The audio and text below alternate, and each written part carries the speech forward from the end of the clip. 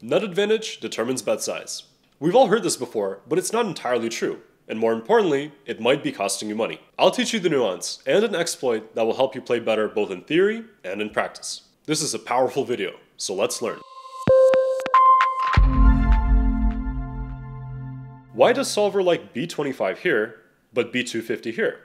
Many people would say it's because of nut advantage. After all, button has many more strong hands than big blind, like kings and ace-king on this board. Compared to the previous board, button has a bigger nut advantage. But let's actually test this theory that nut advantage equals bet size. I'll use GTO Wizard AI to remove pocket kings and ace-king, and even pocket aces from button's range. I'll even give big blind these hands. Surely button would prefer to bet smaller because big blind has the nut advantage, right? In fact, no.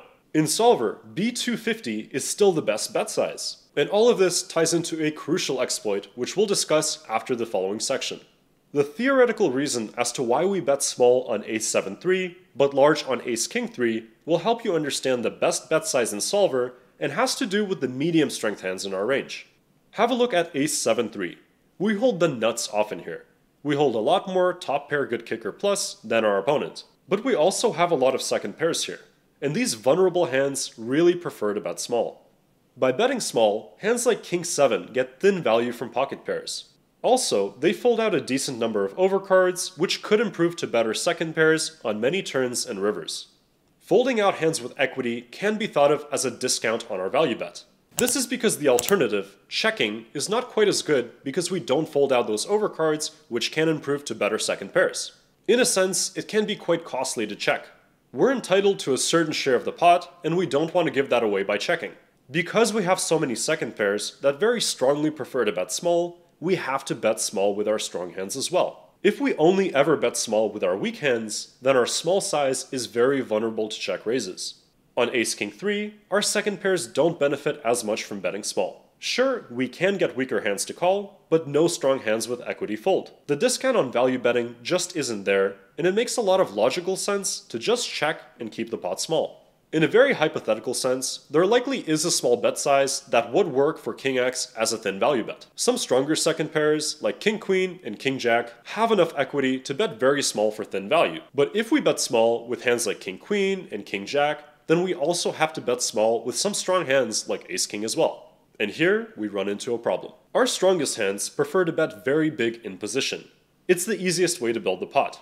If we compare the EV of pocket 3s on ace-7-3, where they bet small, and on ace-king-3, where they bet big, we can clearly see that betting big generates a lot more EV. This shows that it's very expensive to bet small with strong hands in position.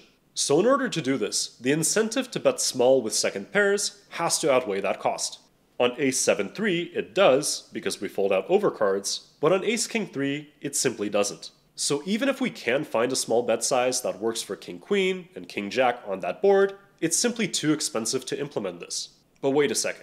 At the start of the video, I said that nut advantage equals bet size is only partially wrong. What exactly did I mean by that? Well, the answer to that is quite simple. Nut advantage really just means that we have a lot of strong hands relative to our opponent.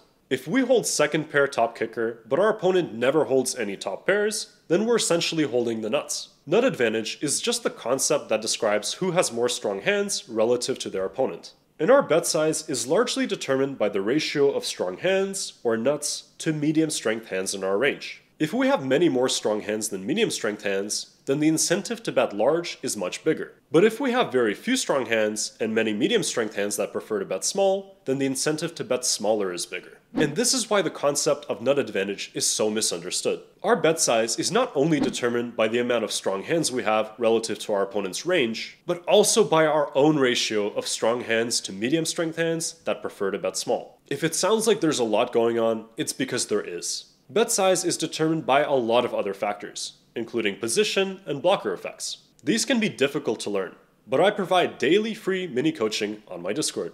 Join the Discord and get your hands reviewed, or click right here to read through my professional analysis of many unique and important hands. I have so much free coaching content linked in my Discord. Don't wait, join now. But now, let's talk exploitative poker. How do the concepts of bet size tie into real life play? And this is an insanely profitable topic. Let's start with a hijack versus big blind spot. Queen 6-3-8. Here, we see bet small on the flop and are deciding whether or not to bet on the turn. We're using B75 here at Nash and are betting a somewhat polarized range. To understand why we're using this size instead of a bigger one, we need to look at our own range composition. Although we have many flushes, we have many strong-ish hands in our range, like sets, overpairs, and some strong top pairs that prefer to bet. These hands aren't super strong relative to our opponent's range, so they prefer to bet a little bit smaller. Consequently, our flushes get dragged into the smaller bet size as well. But what if we split our range into two bet sizes? We'll go B75 with our weaker hands, and B150 with our flushes and strongest draws. Of course, the mistake that we're making here is that our smaller bet size is a little bit too weak. But I want to show you just how difficult it is for our opponent to exploit this mistake. And this is important because it shows what we're able to get away with when playing. First, let's have a look at our opponent's Nash response versus B150. As you can see, they should be calling around 40% of the time. But if we're only betting our flushes and strongest draws, then they are never calling versus B150. Next, let's look at their Nash response versus B75. Solver calls 50% of the time and raises 5% of the time. But if we never bet our flushes for the smaller size, then our opponents should be calling 70% of the time and raising 26% of the time. This is a massive change, both versus B150 and versus B75. In reality, our opponents will never react this drastically. From their perspective, they're just sometimes facing a very big turn overbet. Who's to say what our strategy really looks like?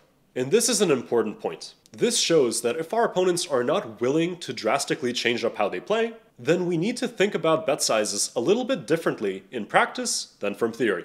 In theory, we saw that there was usually a very big cost in implementing a smaller bet size in position because our stronger hands had to bet smaller as well. If we look at the Nash betting strategy on many rivers, we can see that in position very rarely uses a small bet size. But in practice, because our opponents are not going to exploit us when we bet an unprotected range for a small size, we can start introducing small river bets for thin value versus most weak opponents. Let's illustrate this with an example. This is a button versus big blind spot. Jack 9, 8, Jack 5. We bet small on the flop, medium on the turn, and are constructing our betting range on the river. As you can see, Solver never uses a small bet size. But here, we hold a decent amount of trips, which do prefer to check. Trips are definitely not very strong in this board. But just like in the previous example, there is a small bet size that works for thin value. If we use GTO Wizard AI to only give us the option to bet small on the river, you can clearly see that Jack X falls into this thin value threshold. But Solver never uses a small bet size here because it is far too expensive. We hold a ton of trips here, and if we choose to bet these hands, then we have to bet our strong hands for a small size as well. But because our opponents will never react drastically versus an unprotected small river bet, we can actually use this small bet in practice.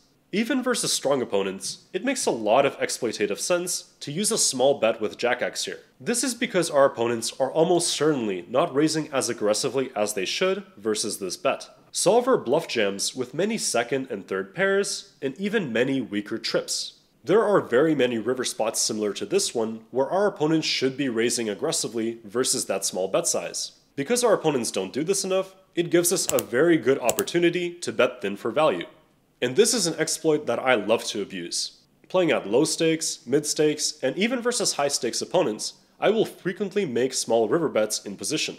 Our opponent's river mistake comes from them not finding many of these river bluff raises, and also not drastically reacting when we make an unprotected small bet. Very simply, against most opponents, we just get to call the shots. And there's no better way to understand how your opponents play than with some mass data analysis. The best way to play poker is to understand what counterintuitive mistakes your opponents make and to have a data-driven strategy that is built around exploiting them. If you want to learn about how my unique mass data analysis method can help you accomplish this, then go on my website. And with that said, I hope you guys enjoyed the video. And if you have any additional questions, feel free to reach out to me on Discord or in the comments below. I hope you guys enjoyed the video, and I'll see you in the next one.